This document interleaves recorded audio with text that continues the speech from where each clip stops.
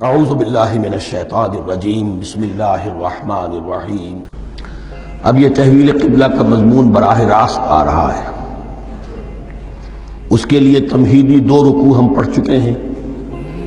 حضرت ابراہیم کا تذکرہ جو معمار ہیں بیت اللہ کے، ابو الانبیاء ہیں، امام الناس ہیں، انہی کی ایک نسل بنی اسرائیل ہے، انہی کی ایک نسل بنی اسماعیل ہے۔ ان کا دین کیا تھا، اس کی بنیاد کیا تھی، انہوں نے اور خود ان کے پوتے حضرت یعقوب نے اپنی اولاد کو کس بات کی وصیت کی تھی۔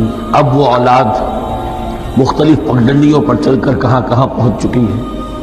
یہ سارا پس منظر ہے اصل میں اس تحویل قبلہ کے لیے۔ اور تحویل قبلہ پر پورے 2 رکوع آ رہے ہیں۔ اس سے بسا اوقات یہ خیال پیدا ہوتا ہے، میرے ذہن میں بھی کبھی ہوتا تھا کہ یہ ایسی بڑی بات کیا تھی جس کے لیے قرآن مجید نے اتنے شد و مد کے ساتھ اور اس قدر تفصیل کے ساتھ بلکہ تکرار کے ساتھ بات کی۔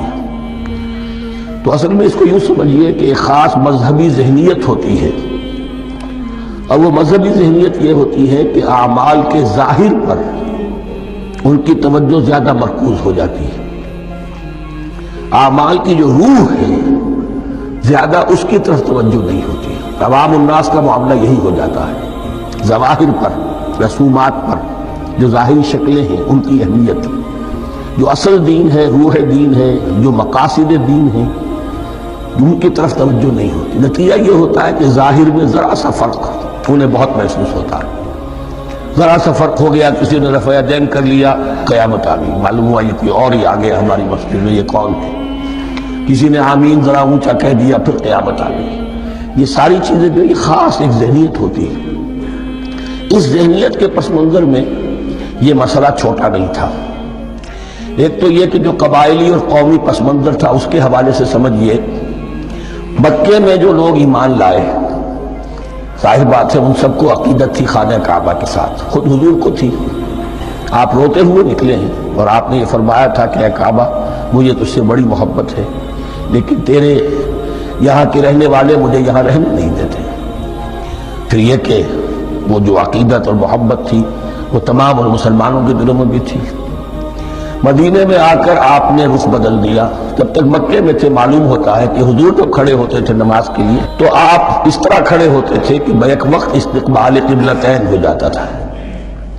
یعنی جو جنوبی دیوار ہے، ایک طرف وہ کونا ہے جس میں حجر اسود ہے، اور دوسری طرف وہ یمانی ہے، رکن یمانی جو یمن کی طرف ہے، جنوب کی طرف ہے۔ ادھر کوئی شخص کھڑا ہوگا اور وہیں پر انہی کے درمیان جو ہے جب طواف کیا جاتا ہے تو دعا مانگی جاتی ہے، ربنا آتنا فی الدنیا حسنۃ وفی الآخرۃ حسنۃ وقنا عذاب النار۔ باقی پورے طواف میں آپ جو چاہیں دعا مانگے، لیکن یہاں یہ دعا ہے خاص۔ اب اگر کوئی شخص ادھر کھڑا ہو کر نماز پڑھ رہا ہے تو کعبہ تو سامنے ہے ہی، ٹھیک سیدھ میں یروشلم بھی ہے۔ استقبال القبلتین، ایک ہی وقت میں 2 قبلوں کی طرف رخ ہو گئے۔ مدینہ میں آ کر معاملہ بدل گیا۔ مدینہ درمیان میں ہے، مکہ مکرمہ اس کے جنوب میں ہے اور یروشلم اس کے شمال میں ہے۔ اب جنوب کی طرف رخ کریں گے تو پیٹھ ہوگی یروشلم کی طرف، یروشلم کی طرف رخ کریں گے تو پیٹھ ہوگی کعبہ کی طرف۔ اس میں امتحان ہو گیا ان لوگوں کا جو ایمان لائے تھے کہ آیا وہ محمد الرسول اللہ صلی اللہ علیہ وسلم کے فرمان کی پیروی کرتے ہیں یا اپنی پرانی عقیدتوں اور اپنی پرانی جو روایات ہیں ان کو زیادہ اہمیت دیتے ہیں۔ اللہ کا شکر ہے جو لوگ مکے سے آئے تھے ان کی اتنی تربیت ہو چکی تھی کہ ان میں سے کسی کے لیے کوئی مسئلہ پیدا نہیں ہوا۔ اقبال کا وہ مصرع پھر سنا رہا ہوں، بمصطفیٰ برساں خیش را کے دی ہموست، اگر بہو نہ رسیدی تمام بول حدیث۔ حالانکہ قرآن مجید میں کہیں منقول نہیں ہے کہ اللہ نے حکم دیا تھا، ہو سکتا ہے اللہ نے حضور کو وحی خفی کے ذریعے سے حکم دیا ہو، لیکن وحی جلی میں کہیں نہیں ہے کہ آپ کو حکم دیا گیا ہو کہ اب یروشلم کی طرف رخ کر کے نماز پڑھیے۔ یہ امتحان ہو گیا کہ رسول کا اتباع کتنا کچھ ہے۔ اب جب یہ حکم آیا اب امتحان ہو گیا جو مدینے میں رہنے والے جو ایمان لائے تھے ان کا، اس لیے کہ یہاں یہودی بھی تھے، بعض ان میں سے ایمان لائے۔ عبداللہ ابن سلام رضی اللہ تعالیٰ عنہ تو ان کو علماء میں سے تھے، لیکن جو اور دوسرے لوگ تھے وہ بھی زیر اثر تھے یہود کے علماء کے۔ ان کے دل میں بھی یروشلم کی عظمت تھی. اب جب انہیں رخ کرنا پڑا تو یہ ان کے ایمان کا امتحان ہو گیا. تو یہ بڑا امتحان تھا اس میں کہ جو سب کے لیے مثمر تھا. اور مسلمانوں میں سے بعض لوگوں کے دلوں میں یہ خیال بھی پیدا ہوا ہوگا اگر اصل قبلہ یہ تھا تو ہم نے اب تک جو نمازیں پڑھی ہیں وہ تو پھر ہم نے غلط اس پر پڑھی. ہماری اتنی سالوں کی کسی کو ایمان لائے ہوئے 10 برس ہو گئے, ہماری ان نمازوں کا کیا بنے گا؟ وہ نمازیں ضائع ہو گئی تو نماز تو ایمان کا رکن رکین ہے, تو بڑی تشویش پیدا ہو گئی. اس کے ساتھ ہی ایک مسئلہ یہ پیدا ہوا سیاسی اعتبار سے کہ یہود اب تک تو یہ سمجھ رہے تھے کہ حضور نے اور مسلمانوں نے ہمارا قبلہ اختیار کر لیا ہے, تو گویا کہ ہمارے کیمپ فالوورز ہیں, ہمارا تو انہوں نے اتباع کیا ہے, لہذا ہمیں کوئی خاص اندیشہ نہیں ان کی طرف سے. لیکن اب جب قبلہ بدل گیا تو ان کے کان کھڑے ہو گئے کہ یہ تو پھر کوئی نئی اب ملت ہے اور نئی امت کی تشکیل ہو رہی ہے, لہذا ان کی طرف سے مخالفت جو تھی اس کے اندر شدت زیادہ پیدا ہو گئی. یہ سارے مضامین تھے کہ جو یہاں پر زیر بحث آ رہے ہیں. سَيَقُولُ السُّفَهَاءُ مِنَ النَّاسِ, بہت غیر معمولی ہے اس کا آغاز بھی اس آیت کا. ان قریب کہیں گے لوگوں میں سے احمق اور بے وقوف لوگ, ما وَاللَّهُ مَنْ قِبْلَتِهِمُ الَّتِي كَانُوا عَلَيْهَا, کس چیز نے پھیر دیا انہیں اس قبلے سے کہ جس پر یہ تھے. یعنی یہ 16 مہینے نماز پڑھی ہے بیت المقدس کی طرف رخ کر کے یروشلم کی طرف, اب کس چیز نے پھیر دیا انہیں؟ قُلْ لِلَّهِ الْمَشْرِقُ وَالْمَغْرِبُ, دیکھیے وہی الفاظ جو 14ویں رکوع میں آئے تھے جو تمہید بن رہے تھے. کہہ دیجئے کہ اللہ ہی کے لیے ہے مشرق اور مغرب. گویا کہ شمال اور جنوب, مشرق و مغرب, شمال و جنوب, محاورے میں مشرق و مغرب زیادہ استعمال ہوتا ہے. سب اللہ کے ہیں, اللہ کسی صنف میں محدود نہیں ہے. یہدی من یشاء الی صراط مستقیم, وہ جس کو چاہتا ہے سیدھے راستے کی طرف ہدایت دے دیتا ہے. وَكَذَلِكَ جَعَلْنَاكُمْ, اب یہ خاص بات کہی جا رہی ہے, اے مسلمانوں تم اس تحویل قبلہ کو معمولی بات نہ سمجھو. یہ علامت ہے اس بات کی کہ اب تمہیں وہ حیثیت حاصل ہو گئی. وَكَذَلِكَ جَعَلْنَاكُمْ أُمَّةً وَسَطًا لِتَكُونُوا شُهَدَاءَ عَلَى النَّاسِ وَيَكُونَ الرَّسُولُ عَلَيْكُمْ شَهِيدًا. اب تمہارا فرض منصب یہ ہے کہ رسول نے جس دین کی گواہی تم پر دی ہے اپنے عمل سے, اپنے قول سے, اسی دین کی گواہی تمہیں دینی ہے اپنے قول سے اور اپنے عمل سے پوری نوع انسانی پر. اب تم لنک بن گئے ہو. اب تک نبوت کا سلسلہ جاری تھا, ایک نبی کی تعلیم ختم ہوئی, بگڑ گئی, تحریف ہو گئی, غائب ہو گئی, دوسرا نبی آ گیا, پھر کچھ تیسرا آ گیا, چلے آ رہے.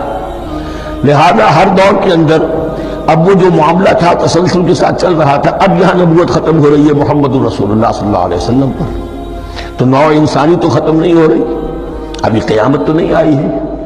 اب آگے لوگوں کو وہ تبلیغ کرنا, ان تک دین پہنچانا, ان پر حجت قائم کرنا, ان کا احقاق حق پر ابطال باطل کا فریضہ سر انجام دینا, یہ کون کرے گا؟ تو پہلے تو ہمیشہ اللہ کی طرف سے وہی جبریل لائے اور نبی کے پاس آ گئے, نبی نے لوگوں کو سکھا دیا. اب یہ کہ اللہ سے جبریل لائے محمد کے پاس, محمد نے سکھایا تمہیں, اور تمہیں سکھانا ہے پوری نوع انسانی کو, تو تم اب وہ درمیانی لنک ہو. وَكَذَلِكَ جَعَلْنَاكُمْ أُمَّةً وَسَطًا لِتَكُونُوا شُهَدَاءَ عَلَى النَّاسِ وَيَكُونَ الرَّسُولُ عَلَيْكُمْ شَهِيدًا. یہ مضمون زیادہ کھلے گا چل کر سورہ حج کی آخری آیات میں. اسی طرح سے مراد یہ کہ تحویل قبلہ ایک مظہر ہے اس کا. اس سے اب تم اپنی ذمہ داریوں کا اندازہ کرو, صرف خوشیاں نہ مناؤ, جشن نہ مناؤ, بلکہ یہ کہ یہ ایک بہت بڑی ذمہ داری کا بوجھ جو تم پر آ گیا.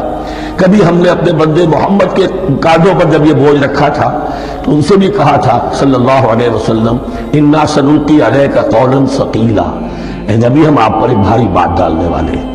وہی بھاری بات بہت بڑے پیمانے پر اب تمہارے کندھوں پر آ گئی ہے. وَكَذَلِكَ جَعَلْنَاكُمْ أُمَّةً وَسَطًا لِتَكُونُوا شُهَدَاءَ عَلَى النَّاسِ وَيَكُونَ الرَّسُولُ عَلَيْكُمْ شَهِيدًا وَمَا جَعَلْنَا الْقِبْلَةَ الَّتِي كُنْتَ عَلَيْهَا, اور ہم نے نہیں قرار دیا تھا اس قبلے کو جس پر کہ اے نبی آپ پہلے تھے. یعنی یہ دو طرح کی بات ہو سکتی ہے, وہی خفی سے اللہ نے فرمایا کہ اے محمد اب کچھ عرصے کے لیے یروشلم کی طرف رخ کر کے نماز پڑھو, وہی جلی میں نہیں ہے.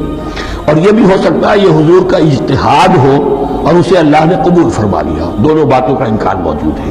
حضور کے اجتہاد پر اگر اللہ کی طرف سے نفی نہ آئے تو وہ گویا اللہ کی طرف سے. وما جعلنا القبلة التي كنت عليها إلا لنعلم من يتبع الرسول وممن ينقلب على عقبيه، اور نہیں ٹھہرایا تھا ہم نے اس قبلے کو جس پر کہ آپ رہے ہیں مگر یہ جاننے کے لیے کہ کون ہے، یہ ظاہر کرنے کے لیے کہ کون ہے کہ جو اتباع کرتے ہیں رسول کا صلی اللہ علیہ وسلم، اور وہ کون ہے کہ جو اپنی ایڑیوں کے بل لوٹ جاتے ہیں۔ یعنی مدینے میں آ کر کوئی مکے کا مسلمان کہتا صاحب یہ قبلہ مجھے قبول نہیں ہے، وہ واپس ہو جاتا، ایسا ہوا نہیں۔ اور اب جب مکے کی طرف رخ ہو گیا ہے تو کوئی انصار میں سے، کوئی مدینے میں جو ایمان لائے ان میں سے کسی نے کہا کہ ٹھیک ہے جی ہمارا قبلہ وہ تھا، اب آپ نے اپنا قبلہ بدل دیا، آپ کا راستہ اور ہمارا راستہ اور، نہیں، وہ تمام کے تمام مسلمان ان آزمائشوں میں کامیاب ہوئے۔ وَإِن كَانَتْ لَكَبِيرَةً إِلَّا عَلَى الَّذِينَ هَدَى اللَّهُ، اور واقعہ یہ ہے یقیناً یہ بہت بڑی بات تھی، اس طرح قبلے کے اندر تبدیلی قبول کر لینا آسان بات نہیں ہوتی، بڑا حساس مسئلہ ہوتا ہے، مگر ان کے لیے کہ جن کو اللہ نے ہدایت دی۔ وَمَا كَانَ اللَّهُ لِيُضِيعَ إِيمَانَكُمْ، اور اللہ ہرگز تمہارے ایمان کو ضائع کرنے والا نہیں ہے۔ ایمان سے یہاں مراد نماز جو ہے الصلاۃ عماد الدین، وہ جو تشویش ہو گئی تھی کہ ہماری ان نمازوں کا کیا بنے گا جو ہم نے 16 مہینے پڑھی ہے بیت المقدس کی طرف رخ کر کے۔ وَمَا كَانَ اللَّهُ لِيُضِيعَ إِيمَانَكُمْ، اس وقت وہ حکم تھا رسول کا، وہ اللہ کے ہاں مقبول ہے، اس وقت یہ حکم ہے جو تمہیں رسول کی معرفت مل رہا ہے، اب تم اس کی پیروی کرو۔ ان اللہ بالناس لرؤوف الرحیم، یقیناً اللہ تعالیٰ تو انسانوں کے حق میں بہت ہی شفیق ہے اور بہت ہی رحیم ہے۔ قد نرى تقلب وجهك في السماء، معلوم ہوتا ہے خود حضور کو انتظار تھا اس فیصلے کا، اور معلوم ہوتا ہے کہ آپ پر بھی شاخ گزر رہا تھا یہ وقفہ کہ جس میں نماز پڑھتے ہوئے پیٹھ ہو رہی تھی بیت اللہ کی طرف، تو آپ بار بار آپ کی نگاہیں آسمان کی طرف اٹھتی تھی کہ کب وحی آئے، کب جبرائیل حکم لے کر آئے۔ قد نرى تقلب وجهك في السماء، اے نبی ہم نے آپ کے چہرے کا بار بار آسمان کی طرف اٹھنا دیکھ لیا ہے۔ فَلَنُوَلِّيَنَّكَ قِبْلَةً تَرْضَاهَا، اس آیت میں بڑی شفقت، بڑی محبت، بڑی عنایت ہے محمد الرسول اللہ صلی اللہ علیہ وسلم کے لیے اللہ کی طرف سے، تو ہم بدلے دیتے ہیں، پھیرے دیتے ہیں قبلہ جو آپ کو پسند ہے۔ ظاہر بات ہے کہ حضور کو جو محبت تھی اور جو بھی آپ کو ایک رشتہ قلبی تھا بیت اللہ کے ساتھ، فَلَنُوَلِّيَنَّكَ قِبْلَةً تَرْضَاهَا، ہم بدلے دیتے ہیں، بدل دیں گے قبلہ اسی طرف جو آپ کو پسند ہے۔ فَوَلِّ وَجْهَكَ شَطْرَ الْمَسْجِدِ الْحَرَامِ، تو بس اب پھیر دیجئے اپنے رخ کو مسجد حرام کے رخ پر۔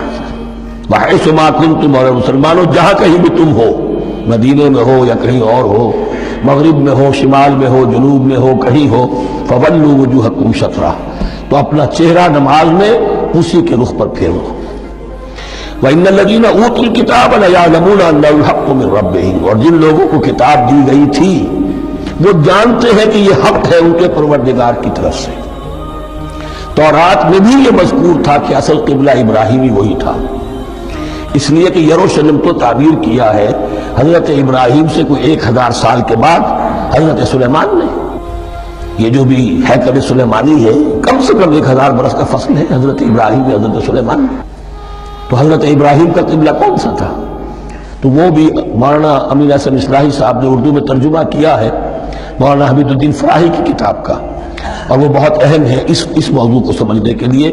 بہت سے مسلمان مفسرین نے بھی اس میں ٹھوکر کھائی ہے۔